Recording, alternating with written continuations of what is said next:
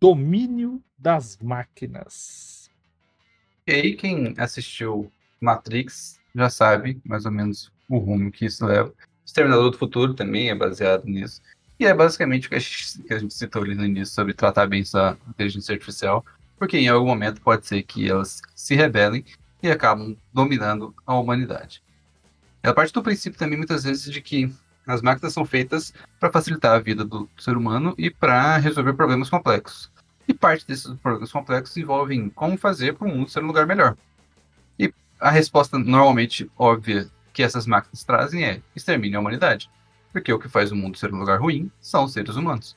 Que é basicamente o que o Adam Smith fala, né, pro Morpheus, ali quando ele prende ele, fala assim, vocês são tipo um câncer no planeta, todo lugar que vocês vão, vocês destroem, todo lugar vocês acabam moldando aquele lugar à sua necessidade, não o inverso. Então é basicamente, para se solucionar um problema de um mundo bosta, você tira quem está causando aquele mundo uma bosta. Então, o conceito que normalmente o domínio das máquinas segue é que o ser humano é prejudicial ao mundo e a gente precisa substituí-lo. E aí, no caso de Matrix em específico, por exemplo, se você não assistiu, você tá 30 anos aí de delay, então foda-se, não é spoiler.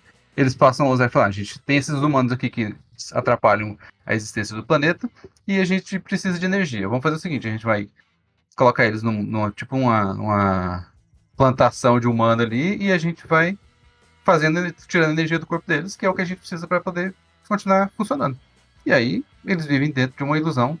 Os humanos vivem dentro de uma ilusão em forma de metaverso, né, por assim dizer. Na época não existia nem esse termo, mas basicamente seria o ser humano vive No num metaverso, MySpace. Vai viver no é, MySpace.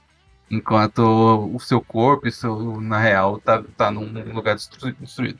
E no Exterminador do Futuro eram máquinas de uso militar, né, que acabaram também é, saindo do controle. Tem um outro um, um jogo, né, que é o Horizon Zero Dawn, que ele também trata-se disso. Ele ele é pós-apocalíptico, já pós-apocalíptico, né? Na verdade existe esse termo que é o pós-apocalíptico, já se passou tanto tempo depois do pós-apocalíptico que as coisas já, entre aspas, normalizaram de novo. Só que eles vivem num mundo em que existem máquinas soltas aí que servem para matar as pessoas, porque é de um histórico também muito similar ao do Exterminador do Futuro. Então, o domínio das máquinas é um cenário, assim, acho que bem tradicional de distopia, onde mostram inteligências artificiais que se rebelaram contra seus criadores e normalmente por acharem que seus criadores são o que atrapalham o funcionamento do mundo e resolvem agir por conta própria, eliminando ali a humanidade ou escravizando ou fazendo algum tipo de controle para que os seres humanos parem de destruir o mundo e as máquinas consigam ali organizar as coisas e funcionar tudo dentro do processo certinho sem nenhum elemento caótico que a humanidade traria. Então seria uma coisa mais organizada e não necessariamente apta para o convívio humano.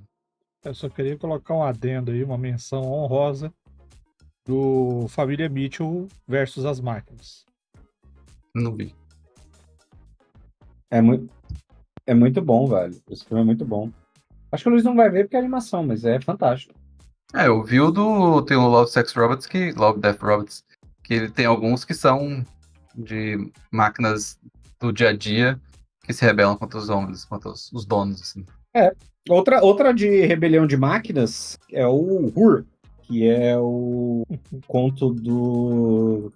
Eu não sei falar sobre o nome dele, acho que é Karel Capek, que é um escritor tcheco, que é o de 1920, que foi a peça, uma peça de teatro, na verdade, que deu origem ao termo robô.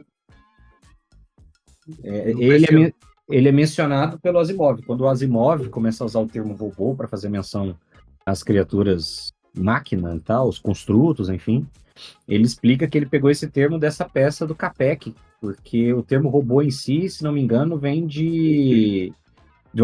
da palavra tcheca para servo, se não me engano, uma palavra parecida. Eu lembro E dessa aí ele parada aí. chama. E aí o Asimov vai nacionalizar esse termo. E é uma história, uma peça de ficção científica sobre uma rebelião das máquinas ambientada numa fábrica de produção de robôs. É muito bom. o que eu acho interessante de Revolta das Máquinas e tudo mais é que ela tá muito enraizada já. Exterminador do Futuro fez um excelente trabalho montando essa primeira visualização de impacto, né, do que seria esse domínio. E o mais interessante é que não é sobre o domínio, né? Porque o domínio é no futuro, ou seja, você não vê o domínio acontecer. Você tá vendo pessoas tentando lutar para que isso não aconteça. Só que isso dá para você usar no seu D&Dzinho, viu?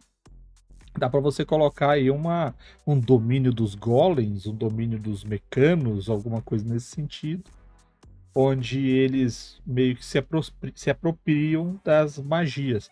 Lembrando que a gente já fez papos de mestre aqui sobre construtos, já fez sobre alguns construtos em específico, e existem criaturas que têm consciência, tá?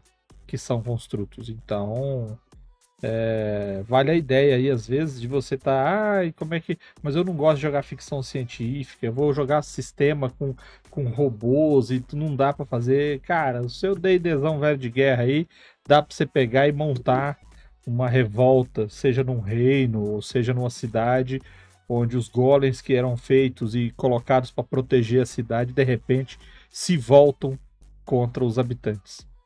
Que foi parte do processo do Forja, né? A Forja do Amanhã é um plot parecido. Na verdade, só não.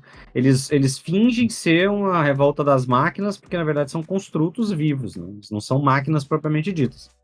Mas Que é de os mecanos, Warforged. Mas os Warforged são. Eles usam a premissa de um. Eles se aproveitam do que seria uma revolta das máquinas, porque eles se infiltram usando as máquinas com as quais eles se parecem.